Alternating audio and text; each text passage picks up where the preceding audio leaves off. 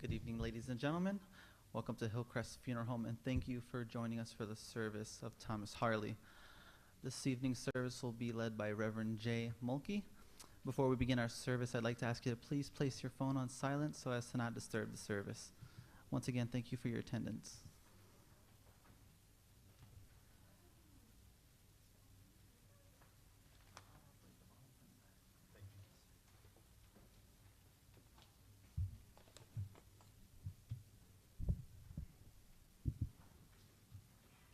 Good evening.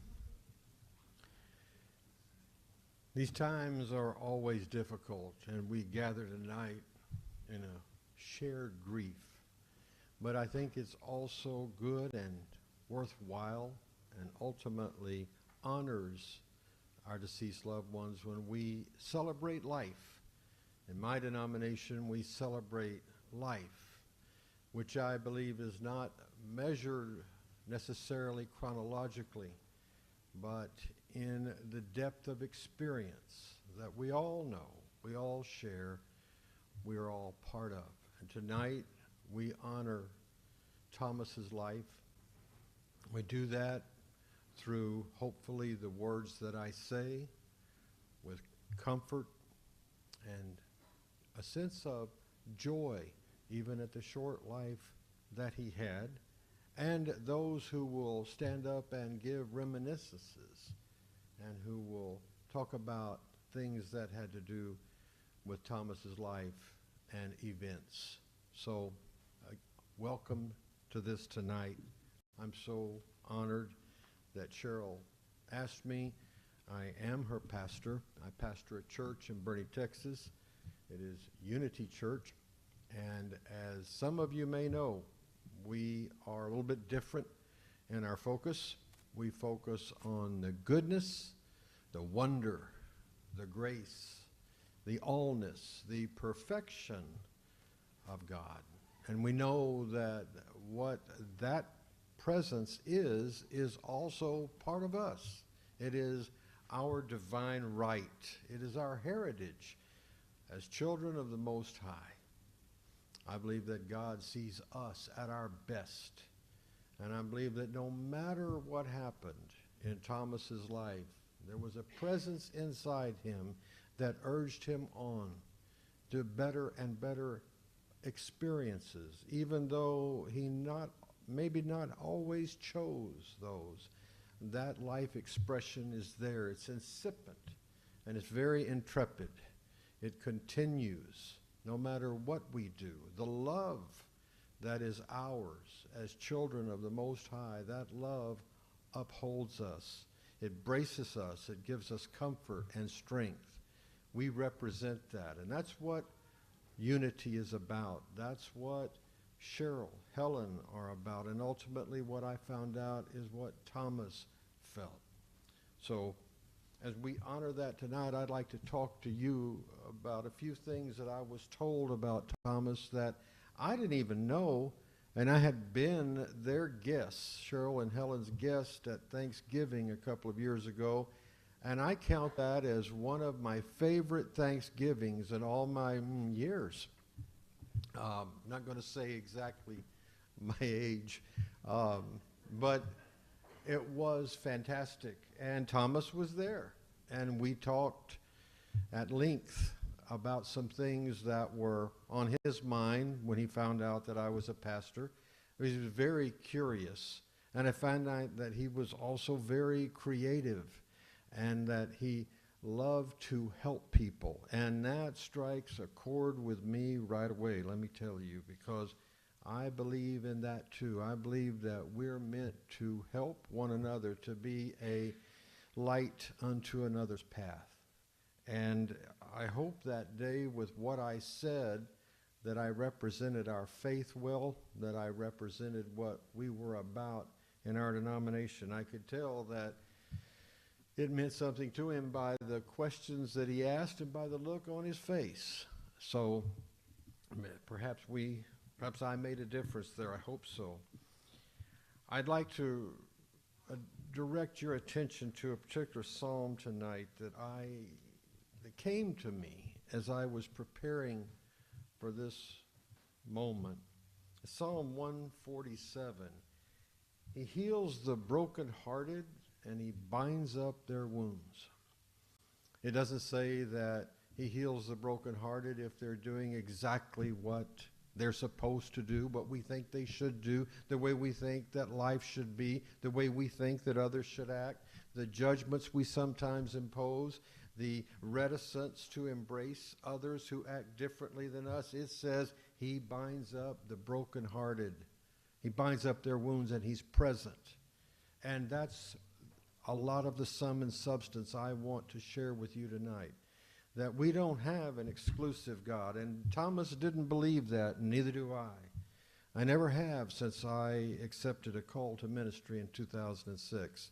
I wanted to be part of the healing sometimes of toxic religion that focuses on our brokenness and our sinfulness. That's not what I'm here to do tonight, and I don't think that's what you want to do tonight. You want to remember and not just be reminded of the goodness of Thomas and the wonderful things that he may have accomplished in a very short number of years. 24 is not a long time to live.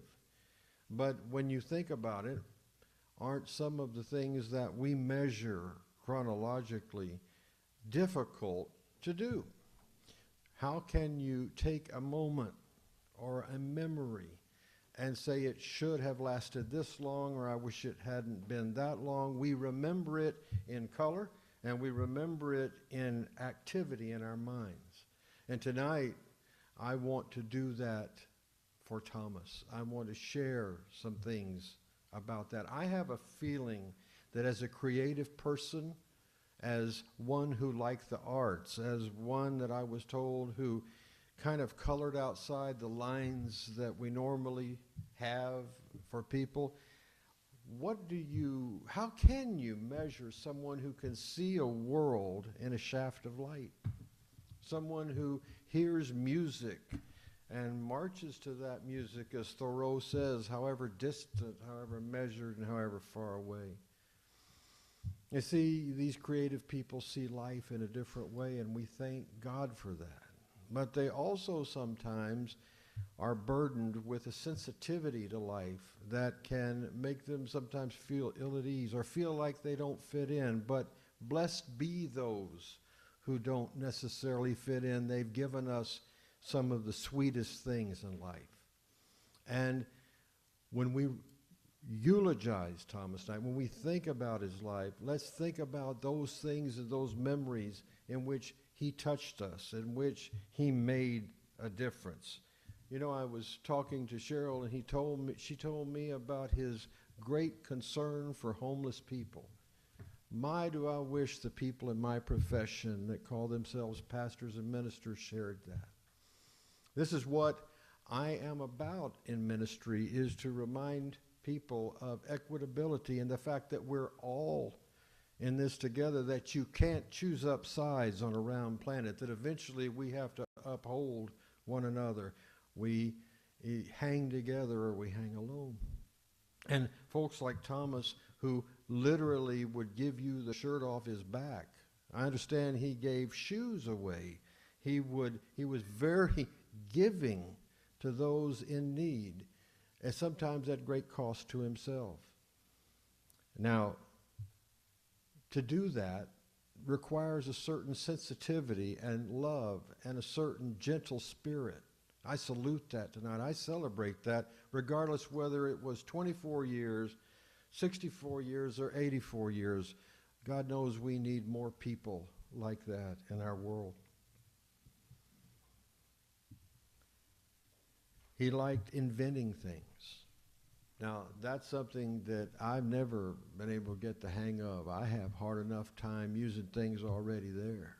I celebrate those that have that creative urge, that have that desire to try something new.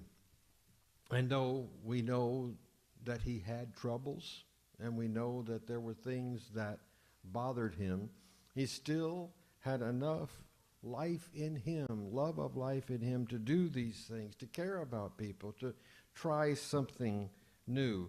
He loved bicycling, and I'm going to tell you, I saw on Facebook when I found that out, a picture of him doing something that they term in bicycling that I don't know what it is, but it's, you've all probably seen it, where the bicycle's up in the air and the wheels turn kind of cockeyed, and they're sitting there and they come down, or they're up in the air and they come down, and they make it look perfect, like, you know, just right on. I could never, I would never. I never did. I never did, but I wanted to. And I'm glad Thomas did it. I'm glad that he was able to do that. I looked about 4 feet off the ground. That's amazed me. And that he loved football. That gets a little bit to our conversation that we had at Cheryl and Helen's when I was there for Thanksgiving. We discussed and cussed the Cowboys and the Texans.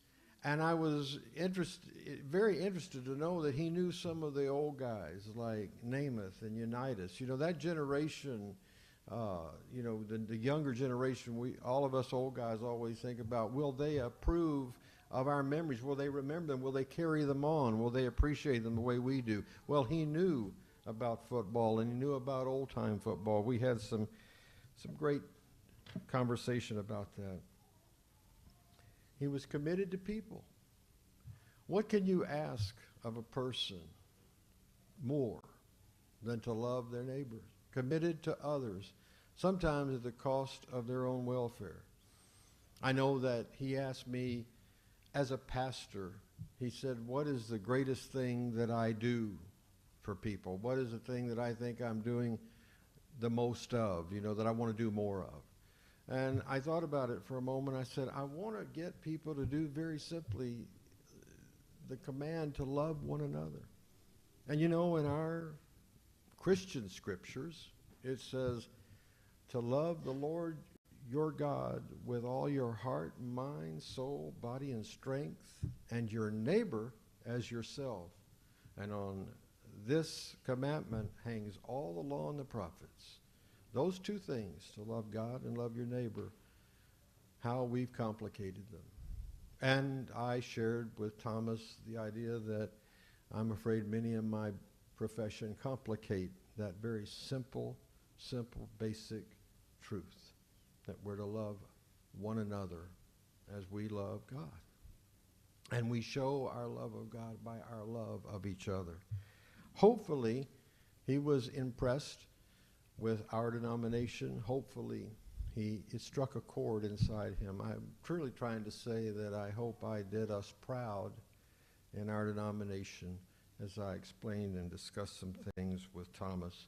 He was a very smart individual who appreciated science, who had a great love for what could be discovered, what was new. And so many times in religious circles, we see almost this fear of something new, that science is going to somehow X out God.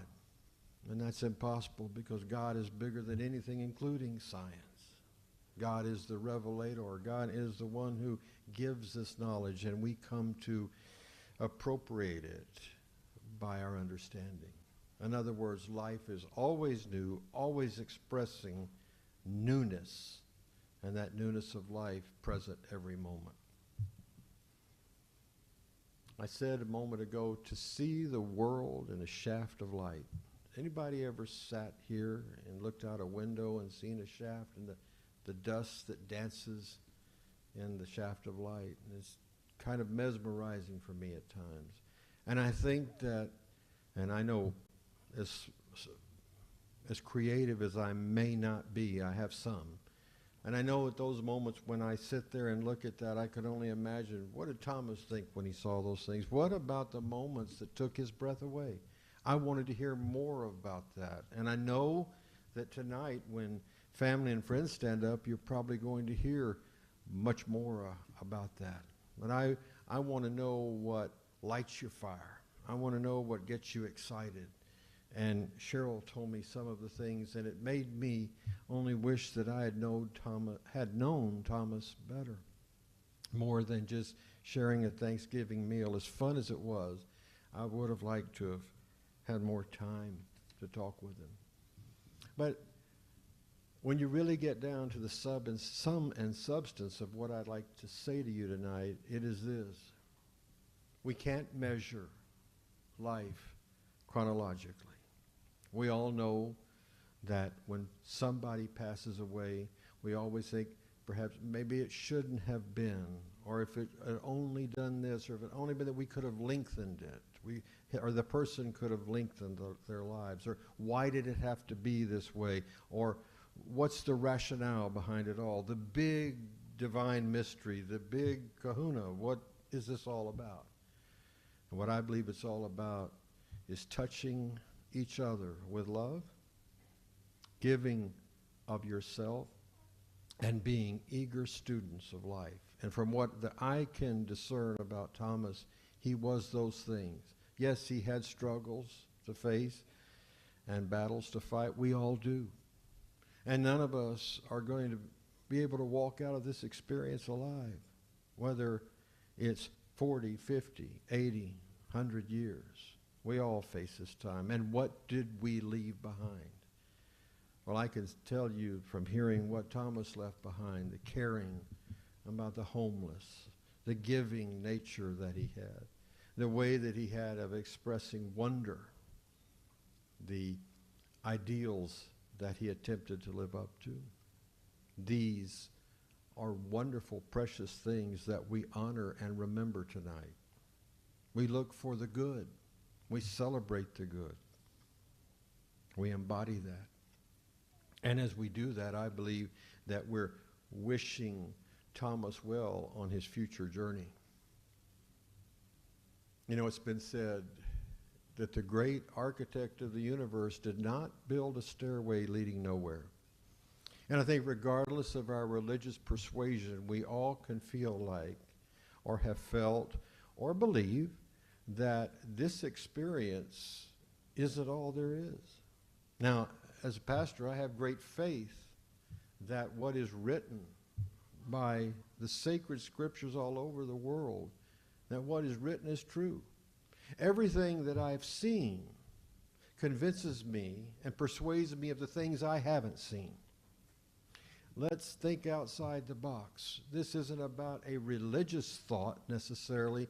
This isn't about a spiritual thought necessarily. This is about being human, the human experience. And there's nothing wrong with that. We're in it right now. And as eager students of life, we learn and we touch each other with our knowledge and our appreciation. We're all really, as I said, in this together. We're all one. Let's not forget that tonight. Some of us may have ideas, as I said, about how long life should have been or what should or shouldn't have been done. Tonight, let's focus on sending Thomas on his way in his eternal journey to his divine destiny. That's what we celebrate in unity, and that's the positive, uplifting way that I believe we look at life. I think all of us would rather think of the best and the good and forget the rest. There's plenty of time to think about our judgments and what should have been and could have been, as I said, but let's think about what can be. And what do we want to be our eulogy when we're no longer here? I know that if somebody could stand up and say about me that I cared about homeless people, that I gave the shirt off my back, that I gave my shoes to someone, I would call myself a success. What is success except an opinion? How do we know how many lives Thomas touched in his 24 years? One of my favorite, if not my favorite movie is called It's a Wonderful Life.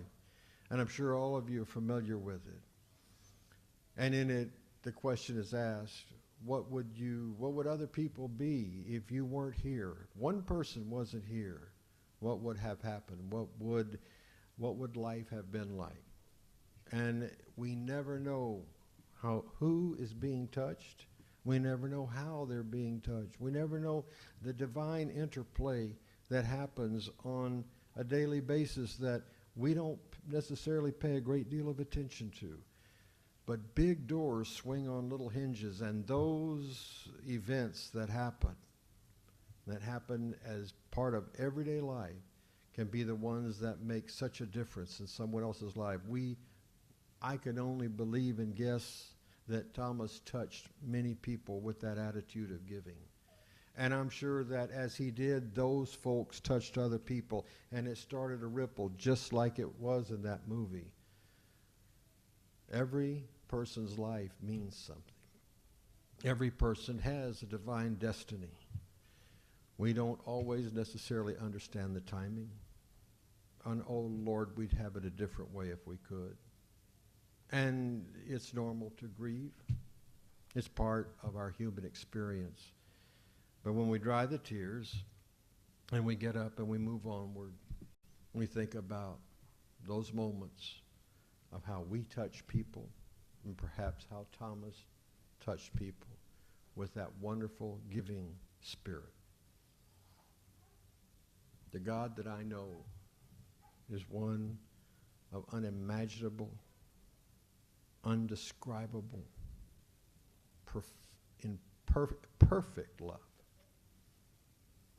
Does not judge us because we fail to make the mark. In fact, it is said in our writings, in our Christian scriptures, judge not that you be not judged, for with which judgment you mete out shall be returned to you. And for those of you who are sticklers, that's Matthew 7:1. Those are what's termed as the red letters in the Bible. That's where Jesus Christ was talking. So far from being exclusive, it's a very inclusive way of thinking. Don't look at the speck that is in your brother's eye until you've taken care of the log in your own. In other words, we have enough to do minding our own business that we don't have time to throw stones and cast judgment at others.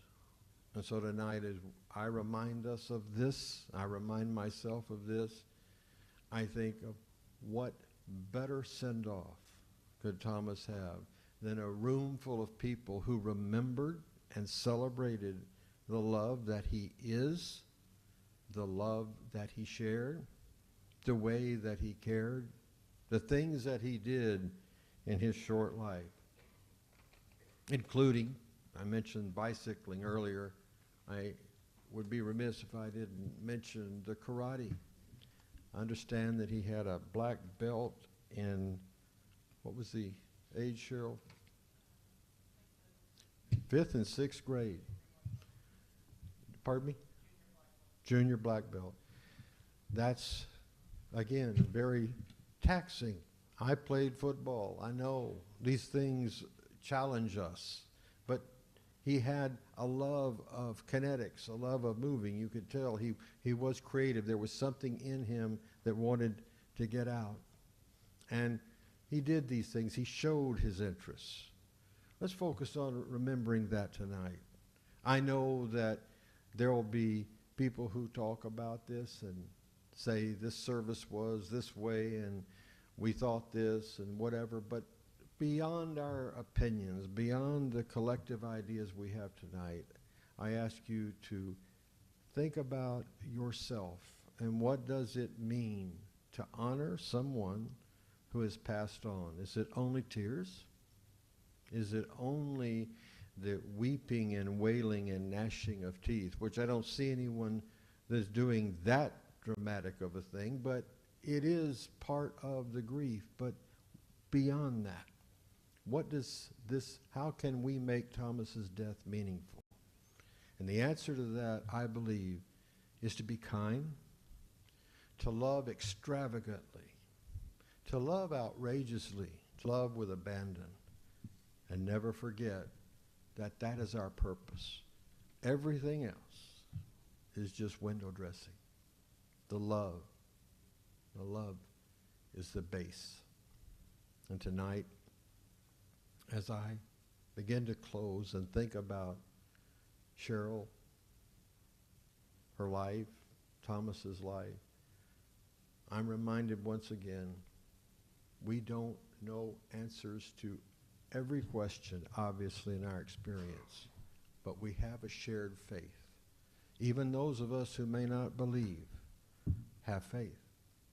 It may not be in the proscribed religious ideas, but yes, we have faith. But that's subject for another time.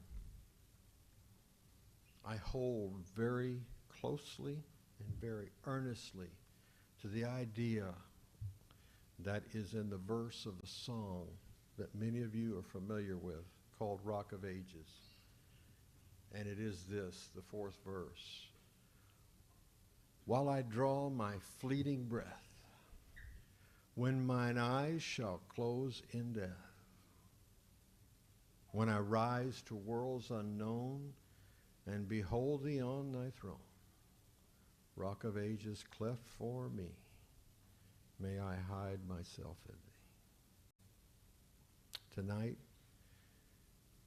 let's remember not only our hiding place, but the one who has faith in us, and have that faith in ourselves, and have faith that this young man did not live in vain, but managed to pack a lot of living in a short period of time.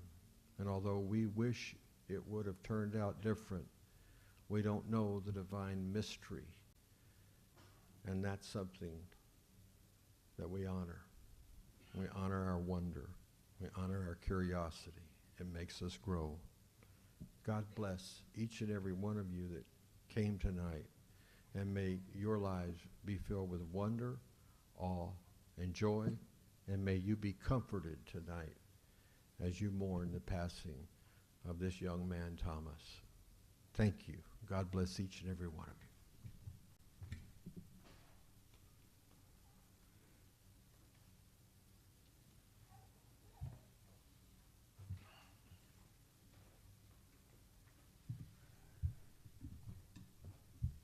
Hi. Thank you all for coming in tonight to celebrate Thomas Harley's transition on to the next area that he wants to go in this life. His dad, Craig Harley, his mom, Cheryl Harley, his brother, Christopher Harley, his aunt, Arlisa, his stepbrother, Charles Teasitt, and myself, his stepmother, Helen Teasitt. We thank you all for coming here tonight and for all the donations that you made. We definitely plan on packaging them up in packages, putting a note about Thomas' life on it. We're going to come up with something, working together with his dad and his mom, and find a way to spread his love even after his passing.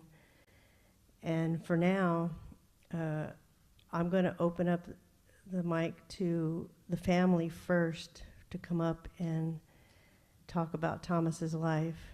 And then after they finish, we'll ask anybody else who would like to come up and say a few words about Thomas. And again, thank you all for being here. And thank you.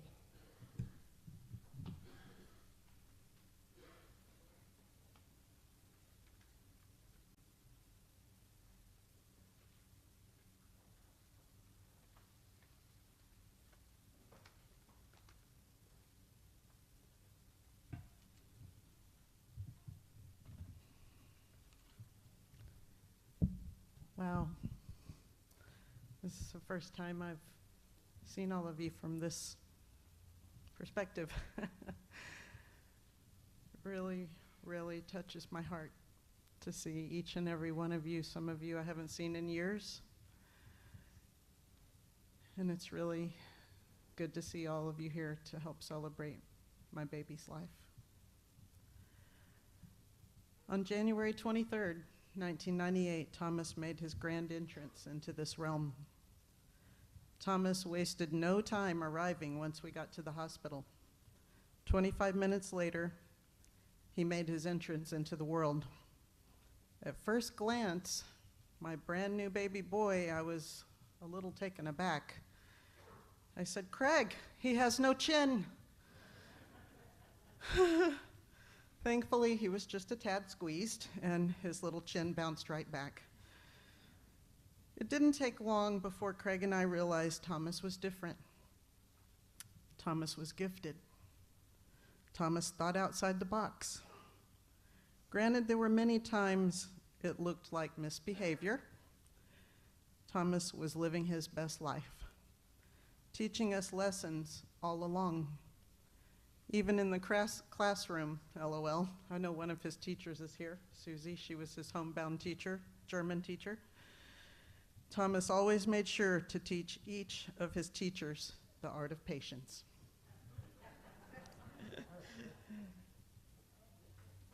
Thomas loved the outdoors from the moment he could walk. He ran at 95 miles an hour all the time, climbing trees, riding a tricycle, then a scooter, then a bicycle with training wheels. It took him for what seemed like forever to lose those training wheels. Then one Saturday morning, Chris ran inside yelling, come look, Thomas is riding his bike with no training wheels." We were like, yeah, whatever, he hasn't ever done that, we're not down there. We lived in a cul-de-sac at the time, and there he was, riding around in circles like a big boy. Thomas graduated from riding a bike with no training wheels to riding a tiny BMX bike. There's one right there. His friends then were riding BMX bikes too, and his dad was hooked up, so to speak, and got him a really badass one for a great price. Thomas loved it. He rode doing tricks and such for years, until at 6'3", he was almost too tall to do that anymore. He and his friend Ryan, AKA Burrito, I know you're here, would ride for hours in the drainage ditches near our home in Leon Springs. Thomas was growing so fast, he had to adjust to how he landed jumps and flips. One afternoon, Ryan called Craig, screaming, Thomas is hurt, I think he's broken his leg." We said, "Call 911, we're on the way." We were at then Borders Books, if you remember that, at Huebner Oaks. Craig got us back to Leon Springs at what seemed like lightning speed, and sure enough, the Leon Springs Volunteer Fire Department EMTs were already there. They braced his leg and said it was bad, trying to come through the skin. They helped him get in the back seat of the car, and we sped to Bernie Methodist ER. There, Thomas endured in near worthless twilight sleep hundreds of pounds of pressure to place the bones back in place. I think I nearly fainted, and I wasn't even in the room. This break led to 3 surgeries, once with Dr. Mark Allen to place a plate and 9 screws. Then later 2 surgeries back to back with an infectious disease specialist to remove that equipment after his bone had healed and clean out infection that was about to enter his bloodstream via the screw holes in his bone. If you ever need this type of doctor, Dr. Mark Casillas is your man. He said if we hadn't brought Thomas in when we did, he could have died then. Thomas also loved to hike with me, and his dad too, from time to time. I took Thomas and Chris with me hiking since they were very young, sometimes carrying one or the other tired boy back to the car on my back. We hiked Frederick Park, Eisenhower Park, Lost Maples, Enchanted Rock, Bandera State Natural Area, and Big Bend National Forest. When he was probably 8, it was just him and me on a trail in Big Bend, a beautifully wooded trail with "Look out for bears" signs. Yikes. The sun started to go down, and we still hadn't reached the Big Bend Lodge to meet back up with his dad and Chris, which was the end of the trail. I said, "Thomas, we should turn around." He said, "No, let's walk faster." We pretty much ran the rest of the way. Neither of us wanted to get mauled by a bear. Thomas earned his junior black belt in karate between 5th and 6th grade. He went on to be a high school and club swimmer. He made the Clark High School varsity swim team his freshman year, which rarely happened. He was tenths of a second from going to state in the 50-meter freestyle. But being an athlete wasn't all there was of Thomas. Throughout Thomas's young life, he was a creator, an artist, a musician, a thought provoker. He could play the bassoon, the double bass, and some piano by ear and by music. He was deeply interested in the physics of the universe, constantly looking up what varying ways people believed in higher beings, which ones called that higher being God, source, etc. And he checked out why people didn't believe in a higher power too. And he wanted to experience them all. And he did. From time to time, he would ask me, for instance, "Mom, there's a Buddhist church right down the street from Dad's apartment. Can you take me there?" I said, "Okay, but I'm not really sure what to do there, honey." Okay, we never made it. Then he said, "Okay, Mom, I'm going to become Mormon, okay?" I said, "Okay, honey, but just so you know, they will probably discourage you from associating with your lesbian mothers." "Oh, okay, never mind." As many of you know, Thomas's life, as he had once known it, came to a screeching halt at age 15, his junior year of high school. A young lady at Clark, who was his classmate, brave as she was, called me one evening. She said, "Mrs. Harley, this is Annabelle. I go to school with your son, Thomas, and I need to tell you, he isn't well."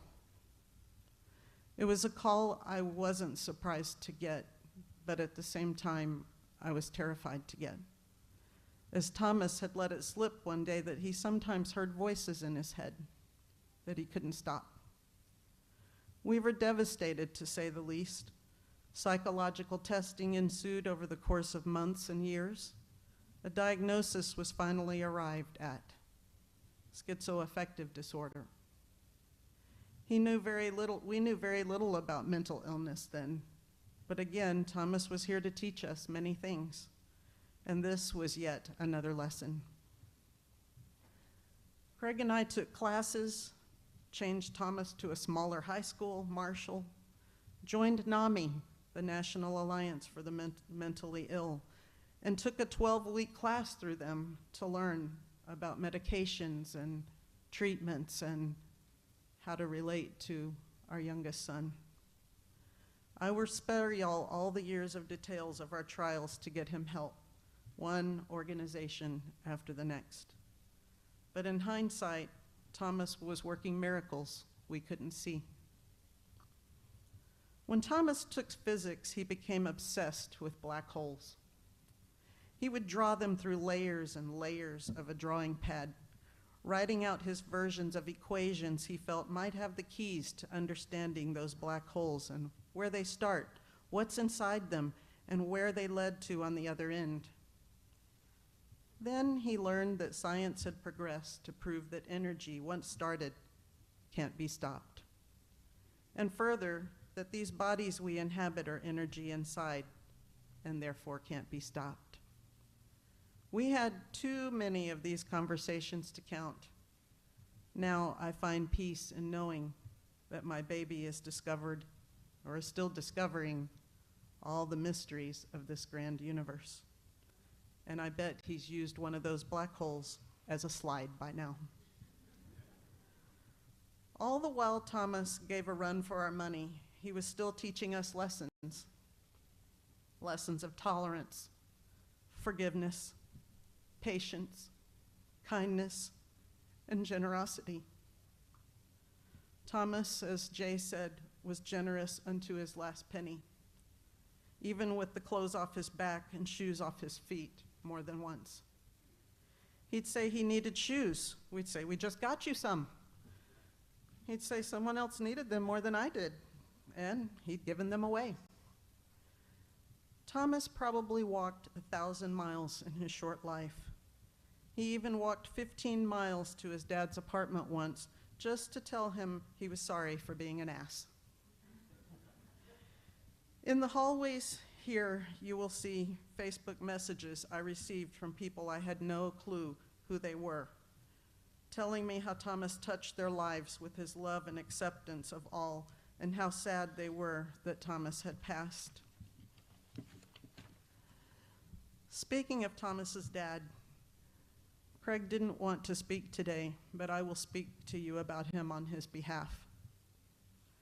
Craig never stopped believing that Thomas could get better. He constantly went to Thomas's dwelling, wherever that was, over the years. Recently, Desert Sands Assisted Living, of which there are many of you here who helped care for Thomas there in various ways. He had lived there for the last year and a half of his life. He took him to doctor appointments, took him grocery shopping, cleaned up his ever-messy apartment space, washed his bedding and clothing, and was forever researching new medications and alternative treatments for mental illness.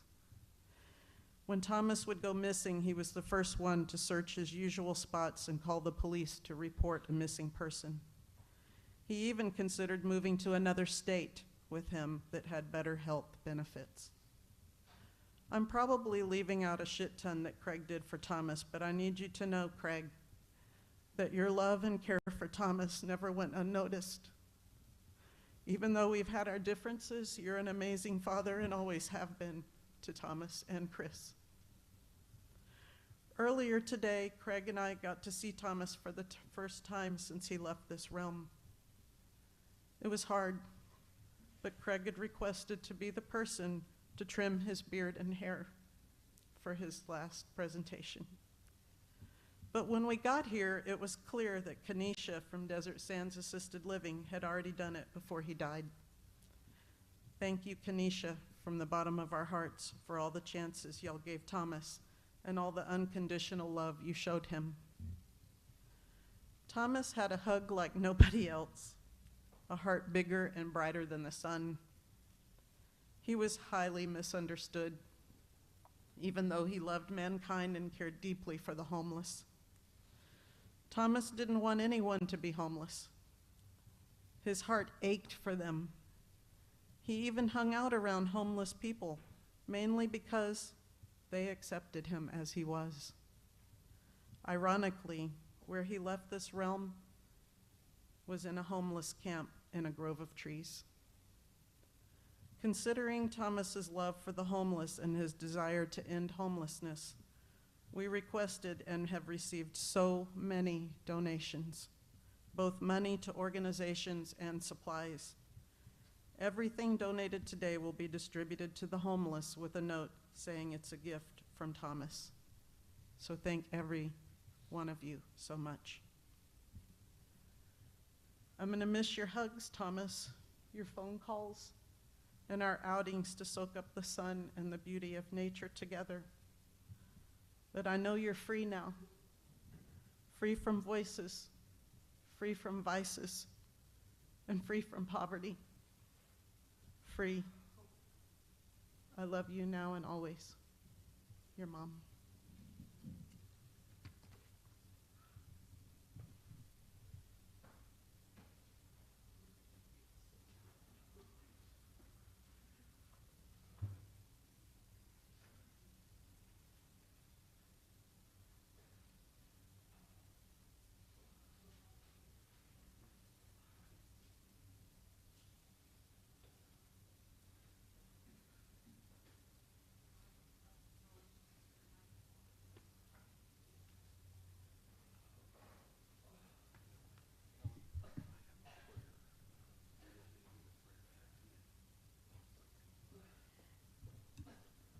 Thank you, Cheryl.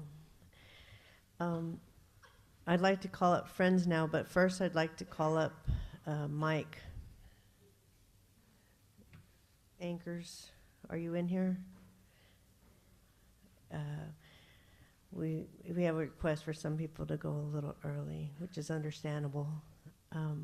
So this is Mike Anchors. He was a neighbor of Cheryl and Craig's for a very long time. In fact, Cheryl since she was a little girl.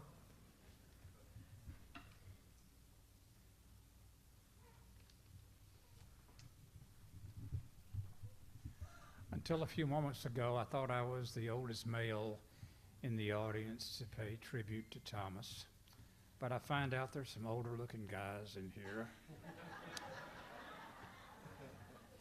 But I will claim credit for one thing. I don't think they lived across the street from Craig and Cheryl, Thomas and Chris like we did. We moved from Atlanta, Georgia in 1978 to a place that was way, way, way, way out in the country called Leon Springs. To a place that had Leon Creek, which is a wet weather creek. Our daughter and Cheryl became the best buds then, and they still are now, and they will be having breakfast in the morning. I won't go too much into the life that we didn't know about them, but we knew about the boys. If you live on Broad Oak Trail, you knew about Craig, and you knew about Cheryl, and you knew about Thomas, and you knew about Chris. The two boys were boys. And despite what some of you think about boys, boys will be boys. And they always were. This is what I want to say to all of the other boys in the audience. No matter how old you are, there's still a boy who needs loving. He may not be lovable. He may not be beautiful. He may not be kind. He may not be of your religious persuasion. But boys always need men, whether they are uncles, big brothers, a neighbor, to just be a boy that they can come and touch and live with and love. Chris, I love you. I haven't seen Chris for a long time. I see Cheryl more than I see just about anybody else. And Helen. You see, they have helped Brenda and I over the past 42 years that we have lived here in San Antonio. They were an integral part of our life when we lived on Broad Oak Trail, and they're an integral part of our life now that we're in that other phase of life called retirement.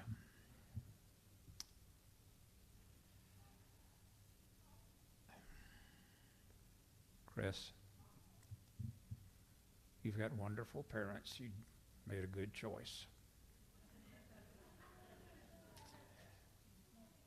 And we love you. We will walk with you forever. Cell phones work in Bexar County and in Kendall County. And we love you.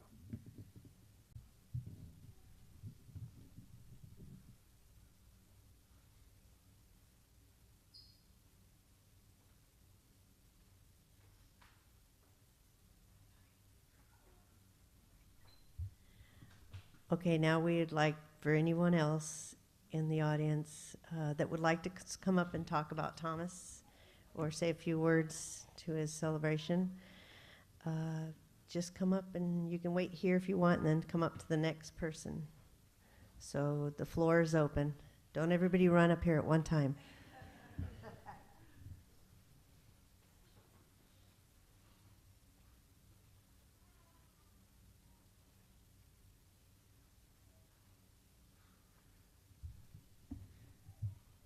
Hey everybody, my name is Zachariah Applebaum. I had the pleasure to be the neighbor to Craig and Cheryl's household and family from when I was 9, 4th grade, going into 4th grade this summer, from 3rd to 4th till around 9th grade. And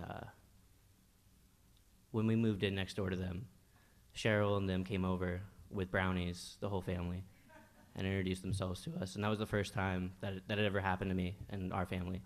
that I can remember at least. And yeah, the big thing about moving next to them for me was that I had moved about every year of my life, went to different schools before then. So when I came to them, it was the first time where I really started kind of building like a continuous friendship and life that wasn't going to be uprooted or moving somewhere else, from 4th to 9th grade. And Chris and I immediately became brothers. He's always going to be my brother.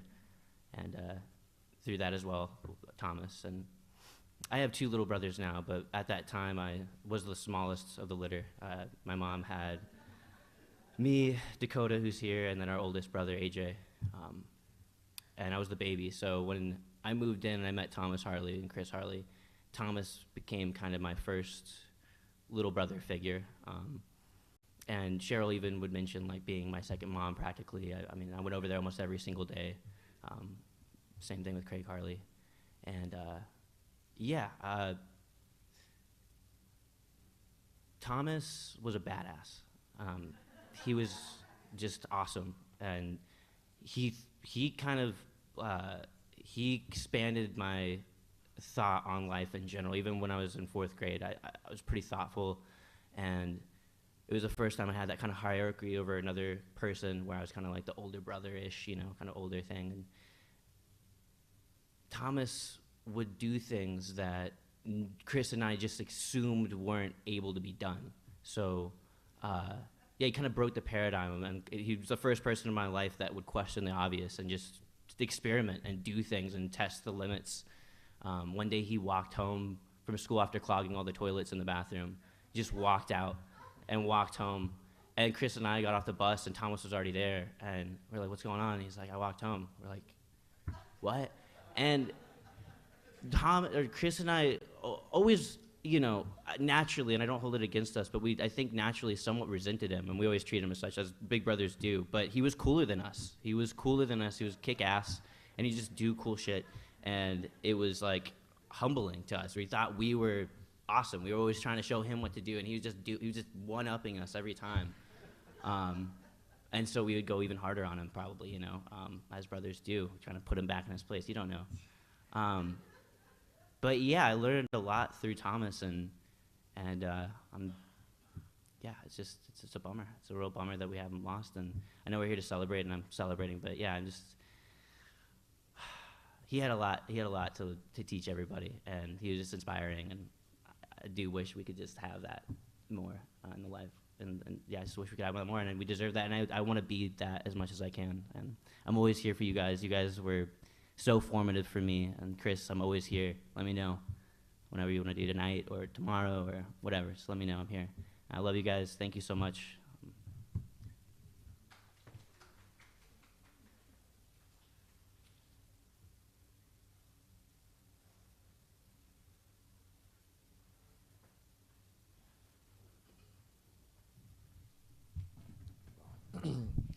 Hello, everybody. My name is Burnell. I know Thomas through Cheryl and Chris and Craig. I met Cheryl. Funny enough, I just moved to from North Carolina to Texas, and I just finished the Army. And I befriended Cheryl at work. We work for an oil and gas company, and me being the Army guy and want to get everybody in shape, and I wanted the company to pay for the gym. I convinced our, the general manager our office in Oklahoma has a gym and they get to work out for free. We should have an office here for free. So I run across the street to the gym and I was like, I need to work a deal. If you could get everybody in, then we could get a company to pay for half of it. And long story short, we got the deal done, and I went around the whole office asking people, hey, I could get you in a family plan. You just got to join. We're going to put this group of people, that's one family. This group of people, that's one family. And doing that is how I was able to meet Cheryl's family and eventually Thomas. Our friendship bonded began in the gym. We got Cheryl. Cheryl was like, not only know out of random people, I have my family. And she added, it was her. I met Craig for the first time. I met Chris. And it was all at the gym. Rogers Ranch, Gold's Gym. And we would go there, and that's when I met Thomas. And it was at the same time, I think, when we was just learning about his mental health issues.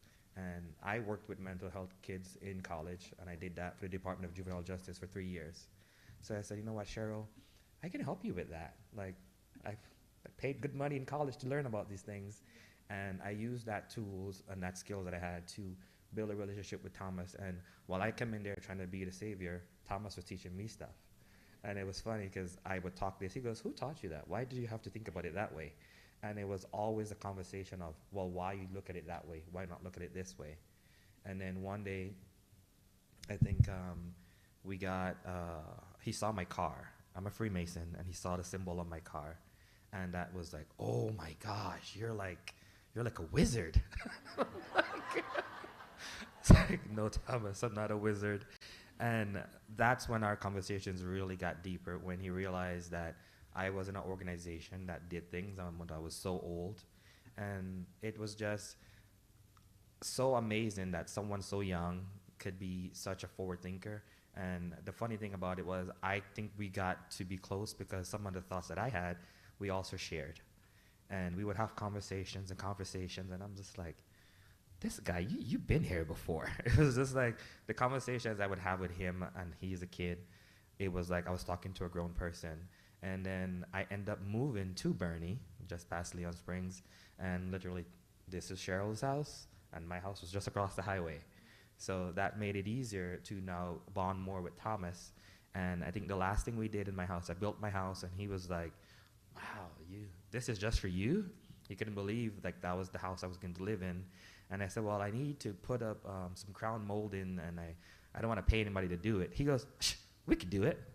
And that's the last picture. When I found out that Thomas passed away, it was so funny because that's the first thing that popped up as a memory in my Facebook. And I just broke down and cried because I was like, I remembered us going through that whole thing where I was saying, oh, we can put it up and then we're going to paint it. And then he was just like, why would you do that? Let's paint them first, then put them up. And then I looked at him and I was like, okay, you're right. So we run over to it was a Home Depot or Lowe's over there by Leon Springs. I got the two little things to put them up, and here me and Thomas are, and it was a cold day too, and we're standing there painting the molding to go put up for the house. And I think that was one of the last times that I really got like a full-on moment to just see Thomas as a kid just growing up. And I think I selfishly have some of the best moments with him before I think leaving for California, is that I saw him when he was there, just inquisitive as he's always been. And Cheryl and Craig and Chris, I know this is hard, but I think you guys got a blessing with Thomas being in your lives and all of the different stories that you have, and you would live on that memory, and that's what you would have. It's never easy for a parent to bury their child. And as a child who's buried a parent, it doesn't become any easier either. But the way how we honor the people we've lost is to take all of the memories and everything that you've shared with that person, and then you find a way to honor them.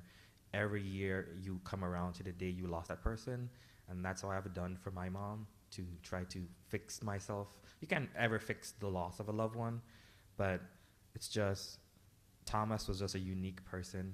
And I think everybody here, you're here because Thomas has touched you in some way.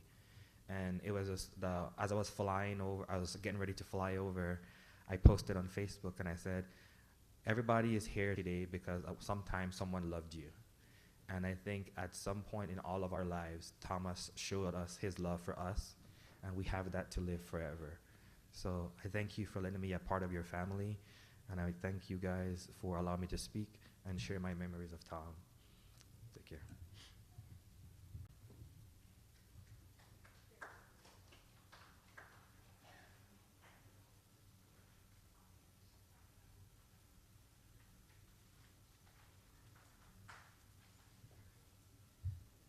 I'm gonna have to stand on my tippy toes so I can reach. So,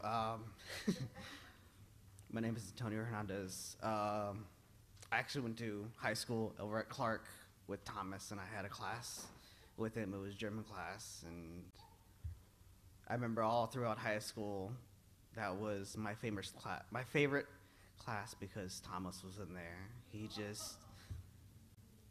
every day we would come in, we'd sit down the first 5 minutes, and he'd just start asking all these random open-ended questions, and I'm like, Thomas, what the hell are you talking about? He'd just go off on philosophy here and there.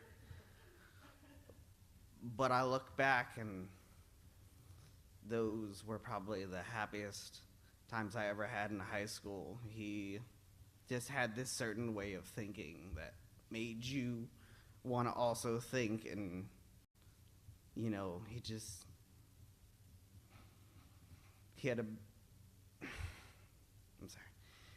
he just had such a big heart because he always cared about people, and I've always had a hard time in life with finding my place and never feeling truly appreciated by anybody.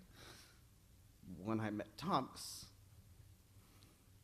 he just knew, and he always, anytime he talked to me, I felt like someone actually cared and someone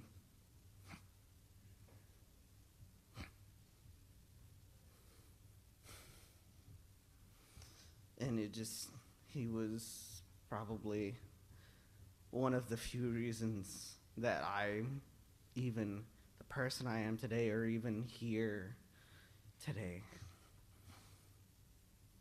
I was going through a really rough time in high school, and I didn't think very highly of myself. And no one that I talked to, any one of my friends in high school, ever really picked up on it, but Thomas did. And one day he's like, "Hey, you okay?" And I just lied through my teeth like everyone else. But he knew, and he just gave me a hug and said that it's gonna be okay.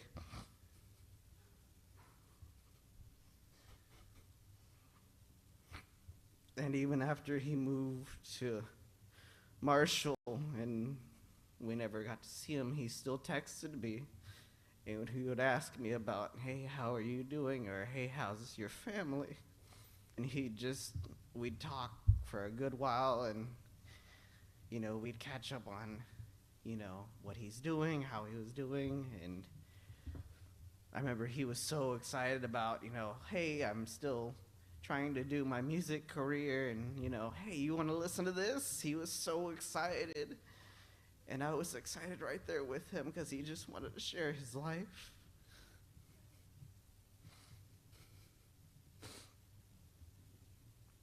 And he had such a big heart that I feel like he kind of left that on me. And I feel that he left it on all of us. And the best way to carry on with him is to share that with him and share that with everybody.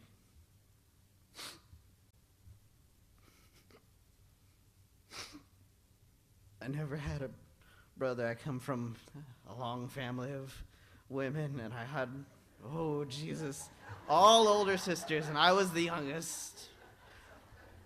But Thomas definitely made me feel like I had an older brother, like someone I could rely on.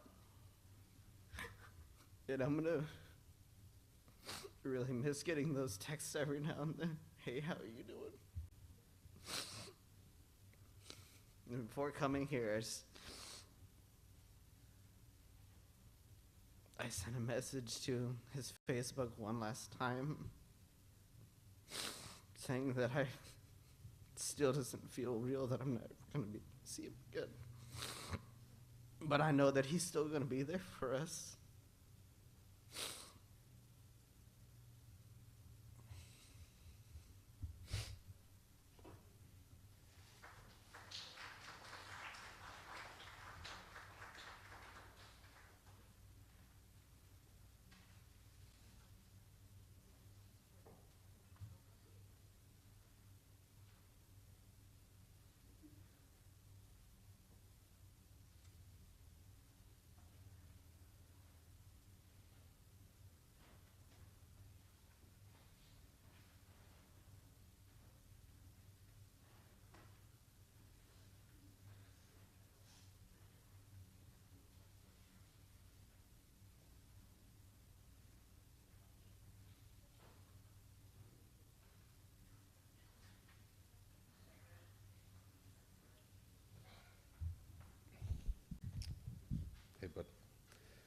for all.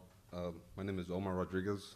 I've been a friend of Thomas's older brother Chris for a long time, and I just wanted to share a story about Thomas that always stuck with me. And it was about I think it was the summer of 2013. Me, Chris, a little French guy named Tony, that moved back to France, and Thomas. We went to Enchanted Rock in I think Comfort, Texas, and we were in high school, and it was a underage drinking trip disguised as a hiking trip. And me and Chris and Tony, you know, we're a little bit older than Thomas, and we were just excited to just go drink piss warm beers up on a rock. And you know, at that time, Thomas was just, you know, just one of us. And when we got up there, it was a hell of a climb. And you know, we were tired, and the beers were all warm and gross, but we were still excited. And we finally all sat down on top of the rock to sit and drink. And we were like, "Where's Thomas?" And Thomas was just gazing out into the view of that. And it was just such a different thing, because I'm like, "Thomas, why aren't you over here drinking like disgusting beer?" And he just always looked beyond. And you know, we were all just small-minded, focusing on dumb stuff, and he was so mature, and he was 2 years younger than us, and he was way ahead of us in terms of how he saw the world. And at that moment in time, I knew that he was a special kind of person, because he viewed the world so different than everyone else. And I just want to say, Chris, that all your friends are here, and we feel for you, and we consider you our brother, and we consider Thomas our brother as well. And I love you, and I'm very sorry for y'all's loss. Thank you.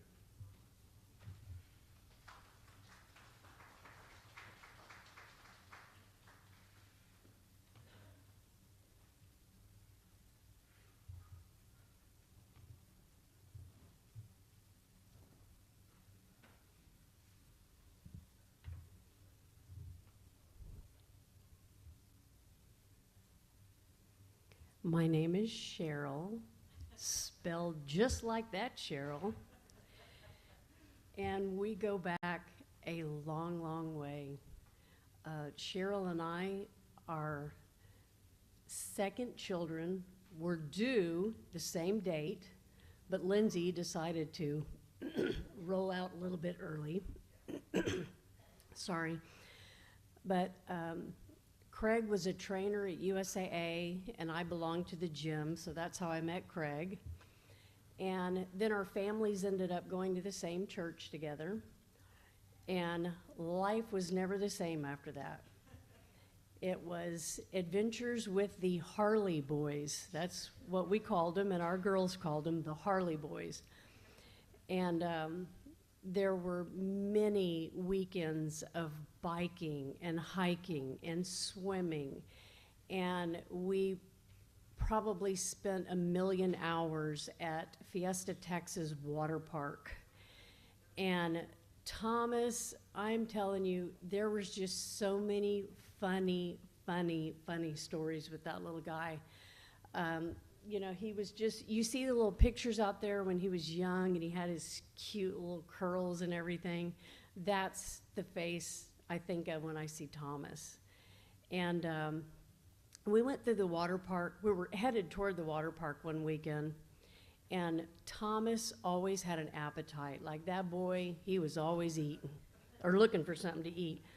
So we're headed to the water park, and we're all lined up, going down with our towels and everything, and we passed this blue, shockingly blue candy that was melting on the ground, you know, from the sun.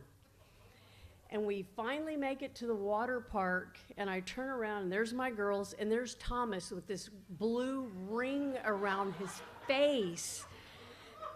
Oh my gosh, and the girls and I mean, this is just, there was always an adventure with Thomas. but probably the number one adventure of all, because I could tell a whole bunch, but you have to come to me afterwards and ask, because there was just so many things. But we went to a church Super Bowl party, and I can't remember the house we went to, but it was all church people, so there was no drinking, there was no crazy stuff going on. We just took food and we were going to watch the game. And it got really quiet, and then we heard a little bit of screaming, and Cheryl goes tromping over to the glass doors, and you just hear this, ah! All the moms got up and started running, and Cheryl flings open the door, and there's one of these towers, these playground towers, like those really expensive kind with the upper level and swings on the bottom and all this stuff. Thomas, Chris, all these little boys are just going to the bathroom off the top of that tower, and the little girls are swinging down below, just screaming. Cheryl calls her boys in. Get in here. And they left the party, which just ruined the party because they were the fun of the party.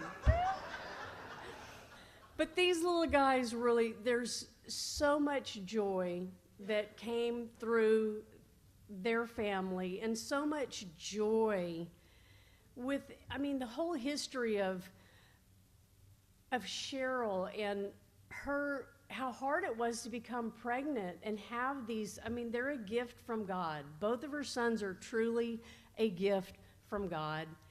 And God has a special place for Thomas, and he's doing all kind of things right now. Probably got a big blue ring around his mouth. But anyway, we love the Harleys. We love you guys. You're special, special people. And Thomas will always be remembered in our hearts. And in the old hood in Bernie, where we ended up moving, and they would travel that way to come out there and bring their boys and be involved. And we lived in the Kool-Aid neighborhood. Everybody pulled out their grills and rode bikes and rode skateboards, and they were a part of that. And it's a part of our hearts that we'll take it with us forever. Thank you.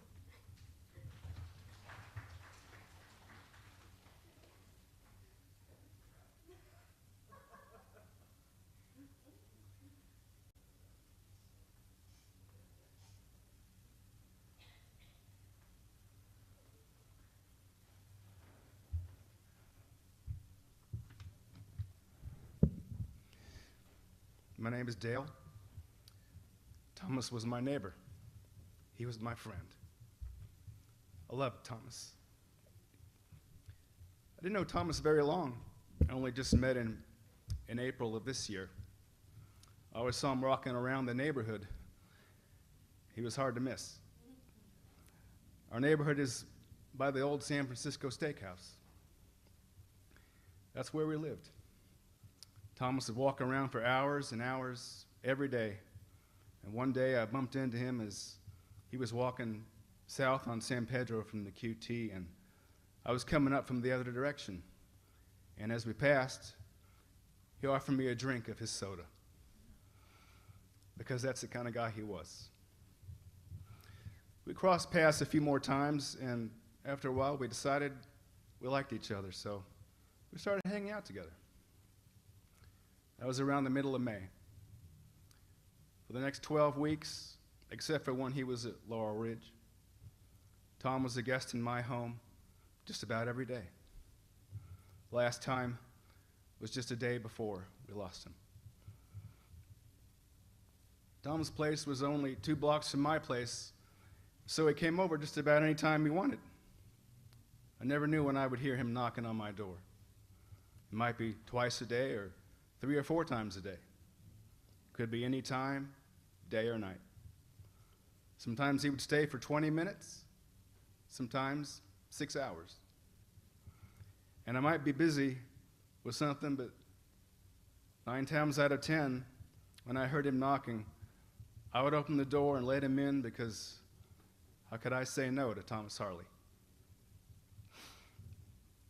When I opened the door, he would say, "Hey, bro, I'm here to check up on you," or something like that. And when he was about to leave, he would say he was going to bounce. That's what he would say. Sometimes I'd bounce with Tom. We'd go stretch our legs, as he put it. I walked all over the neighborhood with Tom and beyond. But when Tom bounced without me, I never was really sure where he was bouncing to, or how many hours it would be before he bounced back in my direction. On Father's Day this year, June 19th, it was Juneteenth. I got a knock on my door. I opened the door, and there was Thomas standing there with another gentleman about Tom's height and even older than myself. And I knew I was looking at Tom Harley's father. I was so touched that he would bring his dad to meet me on Father's Day. I connected with Craig Harley online after that, and he had my phone number too. I tried to help him help Thomas. I tried.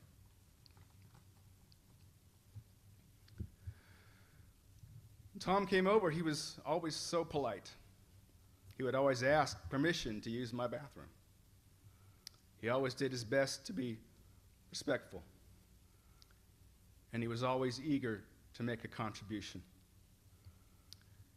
He was constantly bringing me little gifts to show his gratitude. This is one of the last gifts Tom gave me. That's $4. Tom gave me $4 so I could buy cat food. I feed about 15 feral cats. That's my big contribution to the world. And Thomas knew it was something I cared about, something I was passionate about. So I wanted to make sure that I had $4 for cat food. I didn't need this money, and I tried to give it back to him, and he wouldn't let me take it. So I kept it and put it in a drawer for a rainy day.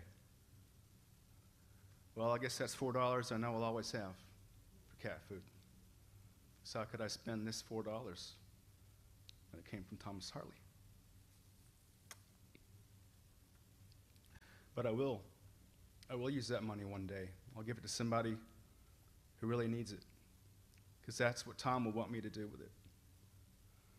But I'm not going to do that today. I'm going to hold on to that just a little bit longer. When Tom came over, we would listen to music and dance, and he loved to chill to lo-fi hip-hop. And we would drink soda pop and smoke cigars. And there were lots of hugs with Thomas. There are always lots of hugs. And I prayed with Thomas. He would hold my hand and he would say a beautiful prayer for us. And I ate with Thomas. I made food for me and him to eat together so I could have a meal with Thomas Harley instead of just by myself like I was used to.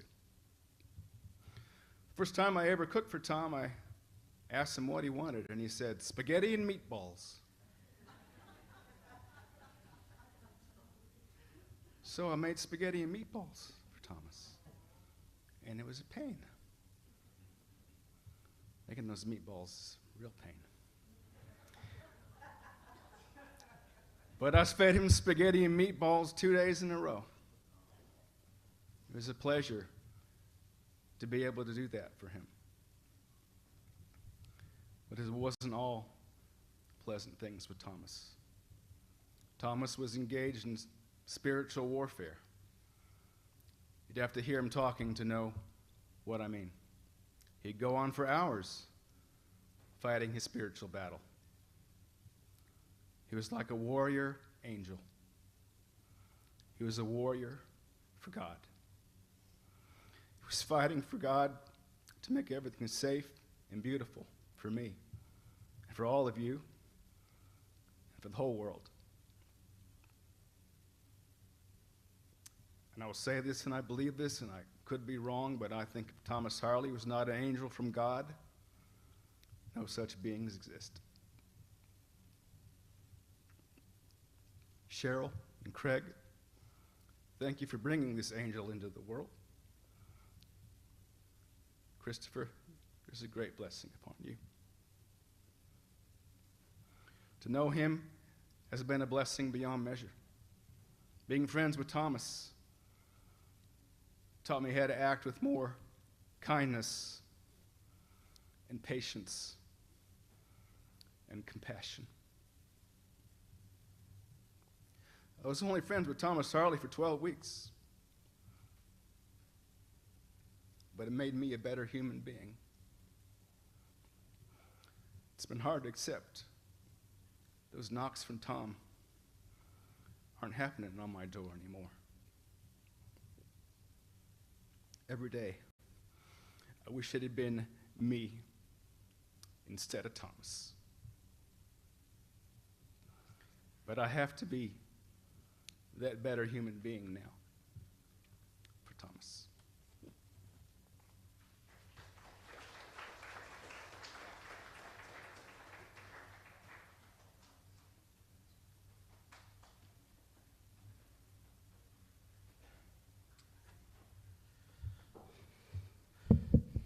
Hello, everybody. My name is Kanisha, and I work at Desert Sands Assisted Living, where Thomas resided before he passed. I know I'm not dressed appropriate for right now, but Thomas would have liked my outfit. Yeah, yes. Thomas was a great kid. Like, he always was in my office telling me stories. His dad was always there. His mom, I met his mom and his wife when he first moved in. They came to tour the facility. They loved me, of course, like everyone else. But yeah, Thomas was just one of those kids that would come in, and all of the residents loved him. You know, all of our residents, they have some type of mental health. We have over 100 residents that we, help on a daily basis. I have my staff here that goes over and beyond for all of them.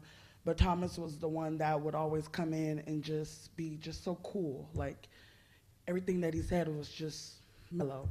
And I'd be like, Thomas, you're just, so relaxed. He'd be like, yeah, dude, there's nothing, why be all uptight? And I'm like, yeah, you're right, And sometimes I would get, a little upset because, Thomas wouldn't, take his meds or, do the things that the facility would require him to do.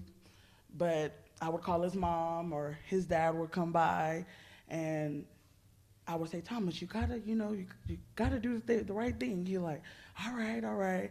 And he'll see that I'm a little upset, then he'll come back and be like, you know what, I'm sorry, I'm gonna do better, I'm gonna take my meds, I'm gonna do what I'm supposed to, And every day, like, his dad would come every day. I would see him, his mom would be involved, but Mr. Craig, I would see him all the time, trying to, it just breaks my heart because he went over and beyond, for him. And I wish my dad was like that because, my dad just calls me and that's pretty much it. But, he was there doing everything he could do. He would come in the office, we would try to get a plan for him and everything like that. But one day, maybe a couple of days, before he passed, Thomas had a beard. And I know you all guys know how his hair grows. And I was like, Thomas, you can't get no girls with this bushy beard. And he was like, yeah, you're right. I'm like, well, let me cut it for you. And he was like, nah. And he left. And then I guess he thought about it and he came back. And I was like, oh, okay. So, so I cut it for him. I shaved him down. And I said, now you're going to get you some girls. He was like, yeah, I'm gonna go get me some girls, you know? So he ended up walking. He usually walks down the street and I see him, I be leaving to go home, he's walking. And then I rolled down my window as I'm coming down the street, I said, did you get your girl? Not yet. I said, well, just keep working on it, but now you clean cut, you'll get you one eventually, you know? So he goes, and this story just says that, you know, no matter him dealing with his mental health, you know, or whatever he was going through, Thomas was a great person, a very great person. He never did anything wrong, you know, in my eyes. He never did anything wrong, but he just touched me, you know, in all types of ways. He would come in my office for hours and sit there and just talk to me, you know, and he would say, you know, how can you work with all these people, you know, like what is, you know, what got you into working with, you know, mental health? And I'm like, look, no one else is gonna do it, so I'm gonna do it. You know, a lot of people don't want to deal with it, but I deal with it, you know, and I'm sorry guys, it's a lot, you know. I seen him almost every day for a year and a half, you know, and now I won't get to see his face anymore. And him coming in my office, Mr. Craig, I hope you would come still visit me, you know. Michelle, still call me and, you know, talk to me, because it's just, you know, when you take care of them on a daily basis, you know, they are my family, you know, they touch me in ways that no one will ever touch me, you know. Is dealing with people that have these type of mental illness, you know, I wish it was a lot of more people that would do it, you know, and take the time and, you know, deal with the mental health and not just say, oh, you know, you're crazy or you're this and that. They're really not. They are great people. You know, they have some life stories that they've been through, like we all have, but I take a special time to sit down and just, you know, take that extra with them, you know, just because a lot of people, they just leave them and they forget about them, you know. But that man right there never forgot about his son. Never. You know, and I'm sorry for you guys' loss. And, you know, I'm praying for you guys. And I'm sorry, and thank you to the staff that, you know, helped Cora, Gilbert, Yvonne. You know, they were staff that helped out also, and help out with many others and go over and beyond. So thank you guys. Okay.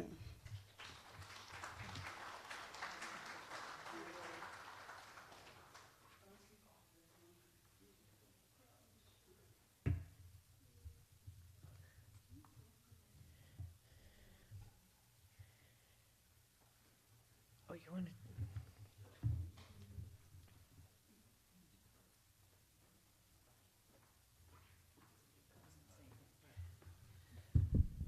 Hi. After hearing all these stories, I really missed out on spending time with Thomas. My name is Susie Holland, and I happen to be the teacher who was brought in to help him with his German while he was stuck at home with his broken leg. And so I would work with Thomas one-on-one once a week. I don't remember what day of the week it was. I know I looked forward to it more than he did, probably. But I could tell just spending, I don't know how many weeks I saw him, 6 or 8 weeks, yeah. So I saw him 6 times, and he was just a special kid. As a German teacher, I didn't have a lot of homebound students, maybe a dozen, and I don't know, maybe not that many in 5 years of doing that. But the Harleys are the only ones that I still have contact with. And one day, I don't know how it started, how it came about, but one day I was standing in Cheryl's kitchen and we were making fig jam. You remember that? I don't know how it came about. She said, well, come on over. I'm making fig jam. I said, okay. I'm standing in her kitchen making fig jam with her. So, yeah, and just the stories that I've heard about Thomas, the message to me from you all, your stories, and the pastor, as I said, I'm a school teacher. We start Monday. Please pray for us. You can't give out what you haven't received. And Thomas couldn't have given out so much love if he didn't receive that from Cheryl and Craig and his grandparents and all those that loved him. So now that we have been loved in some way, touched in some way by Thomas, I feel like we have to pay it forward. So he has touched our lives with love. And just as a pastor says, I think it's our role, especially the way not to get political, but the way the world is today, we have to show love and kindness to others. We have to show whoever your higher power might be, mine is God or Christ, and he said, just as the pastor said, to love thy neighbor as yourself. We're all neighbors.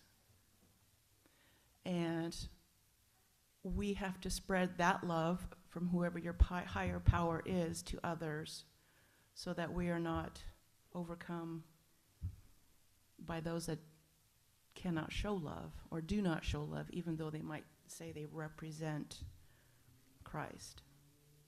Right? So to honor Thomas, we need to spread that love. That was my message. Thank you, Pastor.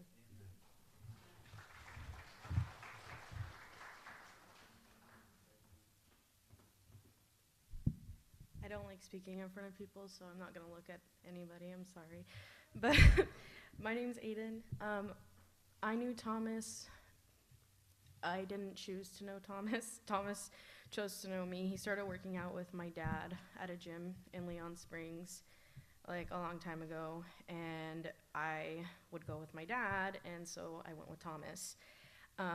We went every day, me and my dad, and he was always there. It's like, I don't know how he knew when we were going, but he knew we were there. And he would stay and talk for hours, and that just ended up in a friendship that I didn't know I needed. My parents were in I'm telling one story, but my parents were on a vacation in Cabo, and my best friend, who was my cousin, I got a phone call. I was actually with Thomas. I'm so sorry, Cheryl and Craig, but he snuck out of the house so that we could go get frozen yogurt. And we had asked, but y'all had said no because it was late, and we went anyway. But we were we were at Orange Leaf by the HEB in Leon Springs, and we hadn't gone inside yet. And I had gotten the call that my cousin had committed suicide, and I didn't know how to take that. I think I actually hung up, and he was like, "Are you okay?" And I was like, "Yeah, I'm great." And I just started crying, and he had no idea what had happened. He didn't hear any of the phone call, and I never told him. And he went straight inside, and he just got frozen yogurt, because he's like, well, I'm pretty sure in his thought, he's like, this will fix it, whatever just happened, this will do it. And he came out, and I cried even harder because he had put bananas on my ice cream, and I hate bananas. And so then I finally explained what had happened, and he was like, these are his exact words, and it cracked me up because this is probably the worst thing to say to somebody who just found out their best friend died. He's like, damn, that sucks. And I was like, yeah, it really does. And my parents called, and they were like, where are you, and da-da-da. And I was like, they're not going to like this because it's 9 o'clock at night, and they are not in the state, or they're not in the country, and I'm not supposed to be hanging out with people. And I was like, I'm with Thomas. And my dad was like, I told you that you couldn't go anywhere. And I was like, yeah, I know, but we wanted to get frozen yogurt, and I took the car, and I didn't have a license, and it was just a lot of things that were going on. And he ended up calling them, and he stayed with me until 1 a.m. that night, until my parents flew in. So they flew in immediately. They got an emergency flight, and he stayed there with me until they got there. We literally sat outside my house. We didn't go inside. We literally just sat there. and we did some things that we probably weren't supposed to do, like drink piss beer, like he had mentioned, and we just stood there the whole time. And after that, we stayed friends, and I don't think I would have made it through that part of my life because I had just come out of a really bad situation where I had to close myself off from people, so I didn't have any friends. I had kind of lost everyone. And so he was always a phone call away for that. And he stayed in contact with me even after he left to Marshall. He'd be like, oh, do you have any anime recommendations? And we would talk about that. And then I saw him. I had met Cheryl for the first time. They had come by my job where I still work. I work at the Sonic in Leon Springs, and I knew that things had kind of gone downhill at that point. He wasn't the same person, but he was always the same person, but he wasn't all there. And she was like, Cheryl tried to explain to me in the car, and I was like, it's okay, because he got out of the car, and he was like giving me hugs, and she was like, I'm so sorry. And I was like, I don't know why you're apologizing. It's totally okay. Like, and I clocked out, and I sat and I talked with him for about 30 minutes, and then I went back in. And after he stopped messaging me, I messaged her. And I think I've been messaging her like every day since that happened, to try to keep up with him. And when she would message me that he was missing, I lived in the area, so I'd go look for him. I try to help them look for him. And one of the last times I saw him, he was at the QT on San Pedro, and I bought him water, and he was, hugs and happy and just who he was. And that was the last time. I guess that was like a few months ago after we sold the house. And he really was the kind of person that like would give you the shirt off of his back, like metaphorically and like physically. And I'm really sorry for y'all's loss, but that light isn't gone, and I know you know that.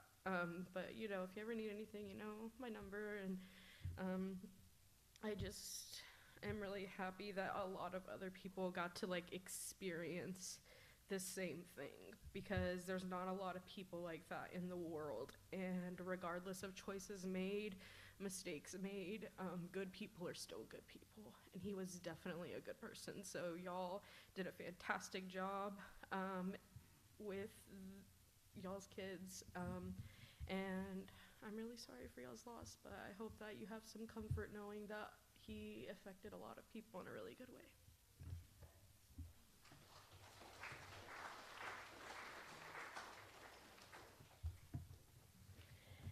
I'm going to just say a few words about Thomas in my life.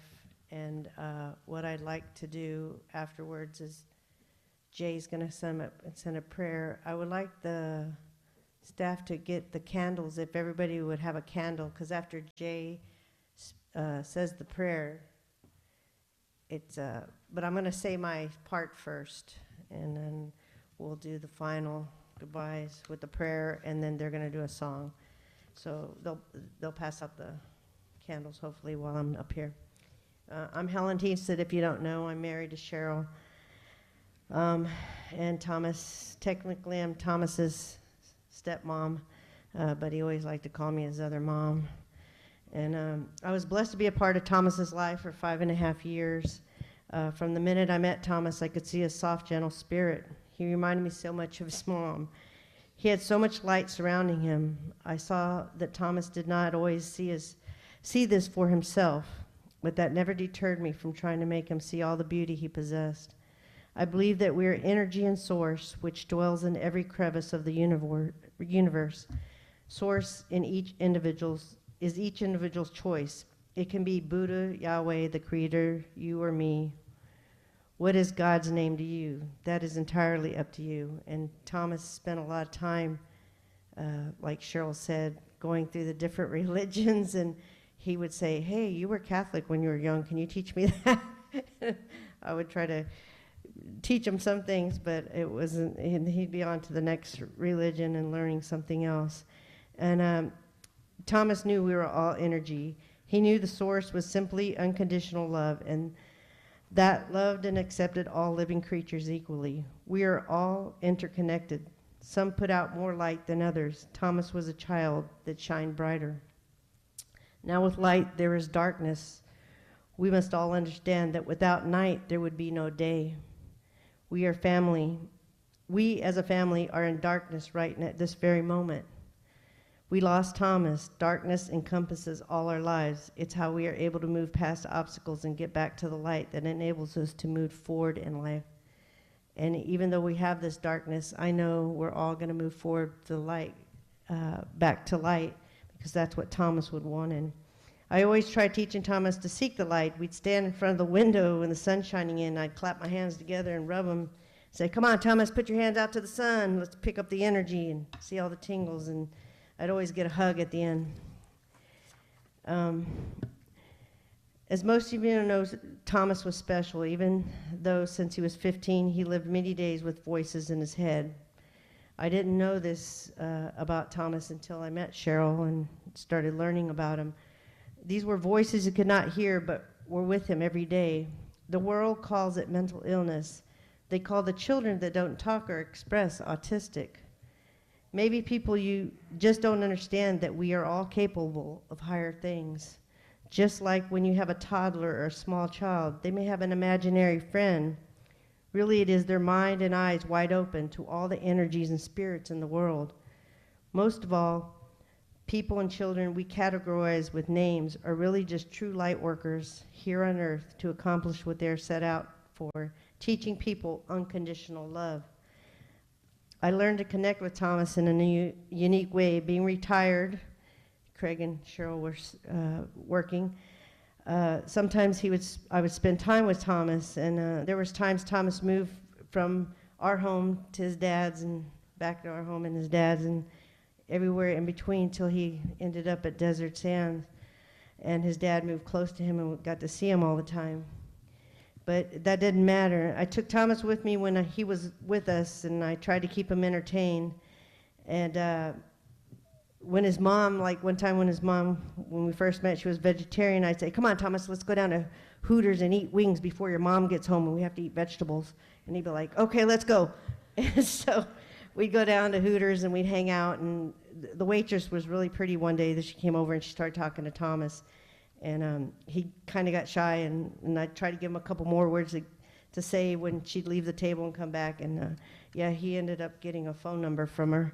And so I also took Thomas down on San Pedro one time to meet Jesse James Leha at the boxing gym.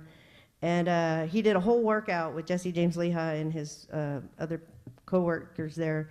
And he did the punching bag, sparring, jump rope, and I was there videotaping and taking pictures of him and stuff. And later when we got in the car, I said, how'd you like it, Thomas? And he was like, oh, it was cool, but I threw up, and I don't want to do that again. I laughed, and we went home. So I also took him to an adult skate night. My friends were all going out there, and he got to meet my friends, and they taught him how to dance skate. He picked it up, like, quick. And then there was a while, because, it's real dark in the skating ring, and I lost track of where he went. And unfortunately, Cheryl was supposed to be there, but she got locked in a CVS because the power went out. And they couldn't open the doors, so she's calling me. Well, the next phone call I thought I was going to have to make was that I lost Thomas at the skating ring. But really, after I walked around for a while looking for him, I spotted him talking to this real pretty girl in the corner, so I just, quickly snapped a picture so Cheryl could see, and she finally showed up. But and Thomas loved to rap, and I remember he came to help me around the house. I would call and say, hey, Thomas, you want to come over and help me with the house? I have things to do, and give him monies or whatever. And I said, so after we got done, I took him to a family store, and I said, okay, Thomas, go get a little bit of groceries for your new house. And he said, okay. And I started talking to an old friend, and he'd pass by the aisle with a cart, and he'd go, can I get chips, Helen? I said, yes. And he'd pass by again. Can I get sodas, Helen? I said, yes. I said, get what you want, Thomas. I'll be with you in a minute. Okay, honey. And he pulls up, and he has a full cart of everything for clothes from the bathroom, things he needs for the... So I would just buy it for him. And we started to leave, and I remember 2 jets, because we live right by the Air Force Base, would passing over, and he looks up and he goes, Helen, what if it's an apocalypse? What if they're trying to attack us? I said, we'll start throwing cans of food at them. And then I was like, and he was like, starts rapping. He starts rapping about all, rapping in the song, about all the food and the cans that he was going to throw at the thing. And we laughed all the way back to his place that he lived. And, with mental illness, it's not always peaches and cream. Thomas was a big learning curve for me, and I can't imagine what Craig and Cheryl has been through for all the years.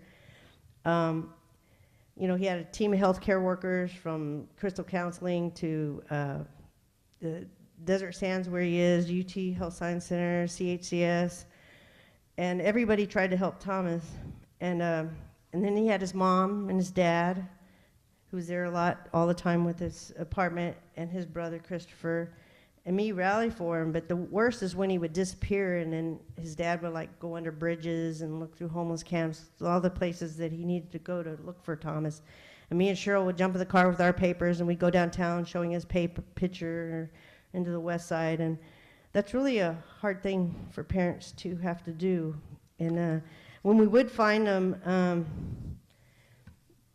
I always wanted to get out of the car and be mad at Thomas because he was gone so long, but he would always resurface, and I'd tell Cheryl, I just want to pow him, and then you'd look at him, you see the light, and you're like, no, I just have to hug him, you know, and it was just, I think, Thomas's journey. Like, he just wanted to go around walking everywhere and be with other people that nobody wanted to be with, and Thomas understood that, and he loved them. And he's fanatical about no one to be homeless. He walked and talked and slept with the homeless, despite the fact that he always had a home. His last home was, like I said, the lady that was up at Kenesha, Desert Sands Assisted Living. He had an apartment that cooked him 3 meals a day, cleaned his room. His dad came over, washed his clothes, kept up with him. They gave him meds. There was a swimming pool.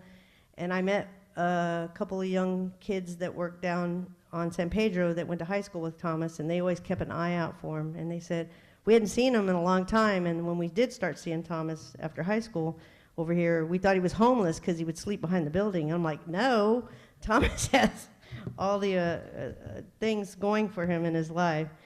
And the last thing I want to say is that the little shirt we're wearing, this was Thomas's creation. During the pandemic, he stayed with us, and we were trying to keep him like out of the streets and everything, or walking so much because of the sickness. And Cheryl and I were sewing a lot, and I got a Cricut machine, and Thomas is like, let's make t-shirts. I want to do Yawala. And I was like, what's Yawala? And he goes, I don't know, but I want a koala on it. I was like, okay. But I could never get him to sit at the computer long enough, you know, with his voices and his distractions to do the graphics, because I knew he knew how to do it. I didn't know how to do it. And so in the end, I kind of put it on paper, and I sent it to my son, which is Thomas's stepbrother, and I asked him if he could do the graphics on the shirt and put it together for everybody to have it. And the only thing I changed about the Yawala was that I made it an acronym, and I thought about it for a while, and I put, you are worth abundance, love, light, always, because that was Thomas. And I put his koala bear with the sign that said, in homelessness, because that's what he wanted. And then we added in memory of Thomas. We plan on making cards and short story Thomas to keep his dream alive when we pass out with all the donations. The family truly appreciates everything that was given. Thomas was intelligent. He understood that we're all human, that we all deserve love. Thomas was loved by so many, more than he ever knew. We want to thank his good friend Dale for always watching over him and being a true friend to him. I know Thomas had a purpose to show us how to love unconditionally, learn to forgive. He was a true light worker. He understood we are all energy, and his energy has moved from this plane, but it still exists. He will always be near. I have already felt him close. We know we will all be together again. Thank you for the donations, big and small. Again, like I said, Yawala Koala, my Tomasito, that's what I love to call him. You'll always be in my heart. Reverend James.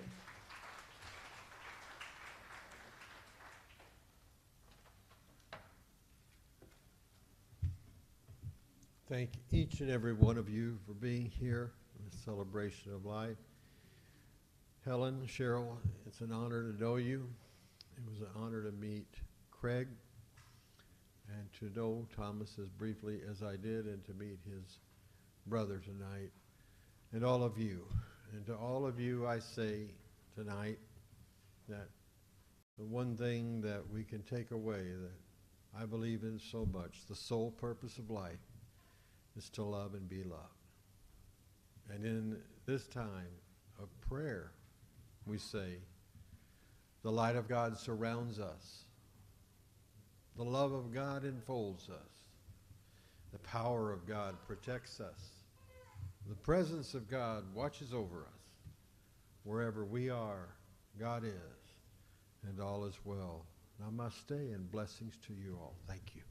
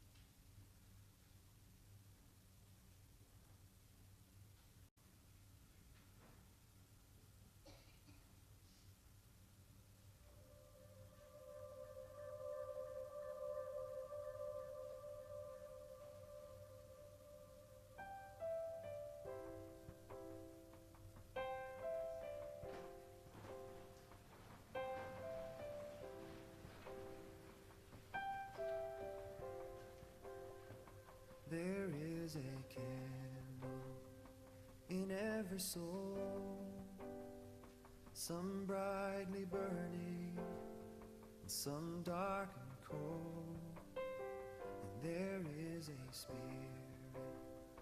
who brings a fire, ignites a candle, and makes his home.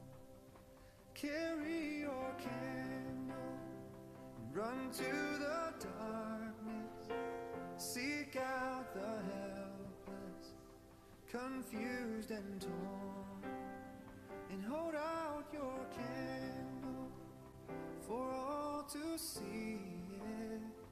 Take your candle and go light your world. Take your candle and go light your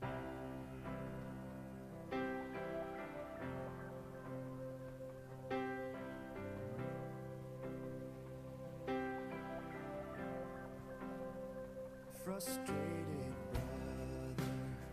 See how he's tried to light his own candle some other way. See now your sister, she's been robbed and lied to, still holds a candle without a flame. So carry your candle and run to the darkness, seek out the lonely, the tired and worn, and hold out your candle for all to see it. Take your candle and go light the world.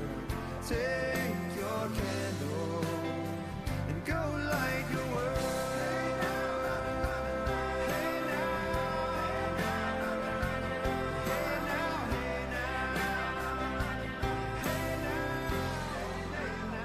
'cause we are a family whose hearts are blazing.